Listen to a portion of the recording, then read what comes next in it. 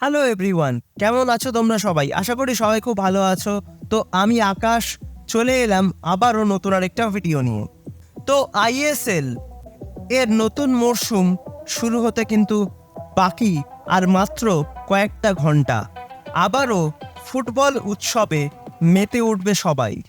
আর এই ফুটবল উৎসবে প্রথমবারের মতো অর্থাৎ আইএসএলে প্রথমবারের মতন কিন্তু আমরা দেখব সাদা কালো ব্রিগেডকে অর্থাৎ মোহামেডান স্পোর্টিং ক্লাবকে।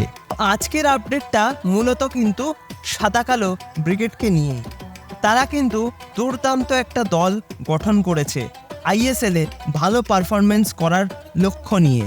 কিন্তু কিছুদিন আগেই কিন্তু আমরা জানতে পেরেছিলাম যে সাদা কালো ব্রিগেডের মাঝমাঠের অন্যতম ভরসা হিসেবে যাকে ভাবা হচ্ছিল সেই মোহাম্মদ কাদিরি, তার কিন্তু একটা এসিএল ইনজুরি হয়েছে, যার ফলে তিনি কিন্তু আর এই আইএসএলে অংশগ্রহণ করতে পারবেন না।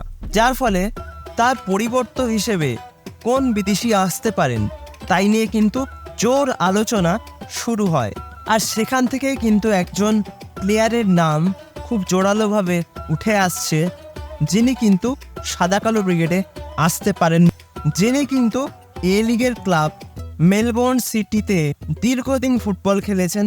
এছাড়াও স্পোর্টিং সিপির মতন ক্লাবের সঙ্গে কিন্তু তিনি যুক্ত ছিলেন।